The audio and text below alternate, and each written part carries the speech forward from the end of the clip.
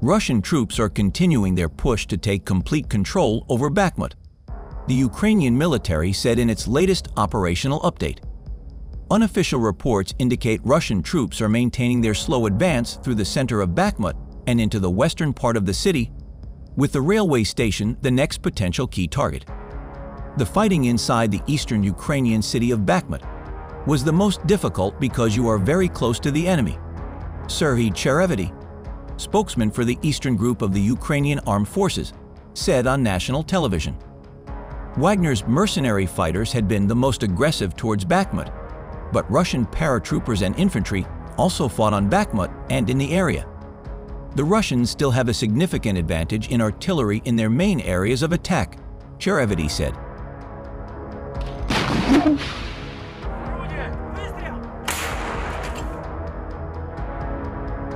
A recent footage shows soldiers of the armed forces of Ukraine for the first time during the entire war destroying the powerful and large radar station 1L-119 Nebo-SVU from the Russian invaders. Military observer Roman Bakhkala reported this on his Telegram channel Bakhkala_war. First documented loss of such equipment. On the other hand, the unmanned aerial vehicle operator of the 79th Amphibious Assault Brigade Mykolaiv of the Armed Forces of Ukraine destroyed 2 portable anti-aircraft missile complexes, Igla, of the Russian invaders right in the enemy's trenches. People's Deputy and volunteer Yuri Mesyagin announced this on his page on the social network Twitter, publishing a video with the unit's emblem, shot by the same drone. The drone hovered over the ditch with the 2 man-pads positioned side by side. The first drop grenade exploded very close, possibly even damaging the compound. But the second hit straight to the bottom of the igloo after the explosion. The fire was bright. After that, the fire quickly spread to the upper man-pads and both were burned. The 79th Brigade fought in the Mariinka area near Donetsk. For some reason, this video is not on his Facebook page and Telegram channel.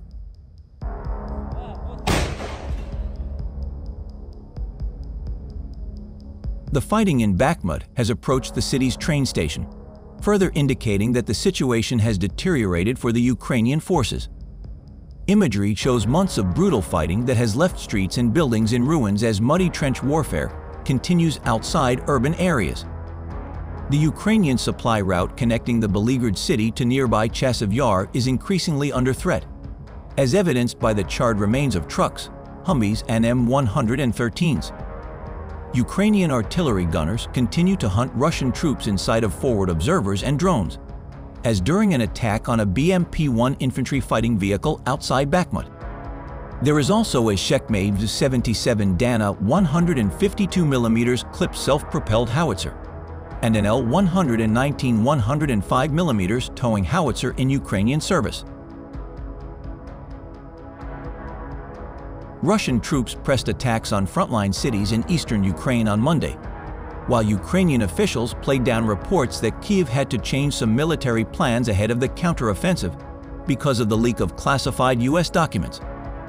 Russia pounded Ukrainian positions around the besieged Bakhmut in the eastern Donetsk region and other cities with airstrikes and artillery strikes, Kyiv said. The commander of the Ukrainian ground forces, Colonel General Oleksandr Syrsky, said the Russians destroyed buildings and positions in Bakhmut in what it called scorched earth tactics. He said Russian troops brought in special forces and airborne assault units to help with their assault on the city because members of Russia's Wagner military group had burned out.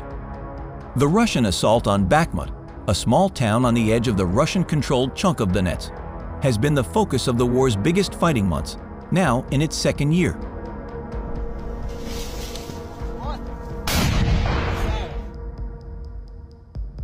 Meanwhile, rocket and artillery units of the Ukrainian Armed Forces in the direction of Kherson destroyed Russian invaders' observation posts on the left bank of the Dnieper and enemy field supply points on the islands at the river's mouth.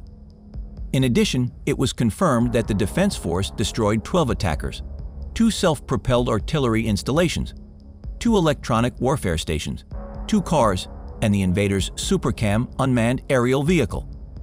This was reported by the Southern Operations Command today in a morning summary published on the official page on the social network Facebook. The unpleasant thing was that the presence of field supply points indicated the permanent position of the colonists on the islands at the mouth of the Dnieper. Although, for example, the authoritative domestic compilers of the Frontline Map's Deep State Map consider them neutral territory.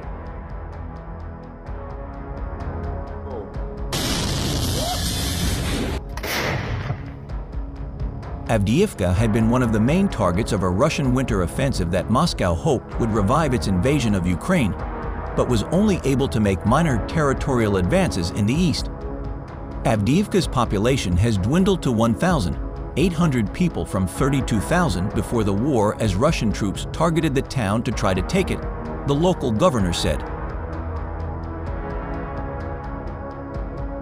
The General Staff of the Ukrainian Armed Forces reported on April 10 that Russia had lost 178,820 troops in Ukraine since the start of its full-scale invasion on February 24 last year. This number includes the 670 casualties suffered by Russian forces over the past few days. Wagner's mercenaries had spearheaded the Russian assault on Bakhmut, which had largely destroyed it. The Ukrainian General Staff said Russian forces and Wagner's groups had made unsuccessful advances in the area west of Bakhmut, and that at least 10 towns and villages had been attacked by the Russians. The Russians also made no headway in their offensive against Avdiivka. Bakhmut's control could allow Russia to directly target the Ukrainian defense line at Chasiv Yar in the east, and open the way for its troops to advance on the two major cities in the Donetsk region, Kramatorsk and Sloviansk. While Ukraine has said it wants to inflict as many casualties on Russian troops as possible as it prepares its own counteroffensive, President Zelensky admitted last week that if troops risked being encircled, they could pull back.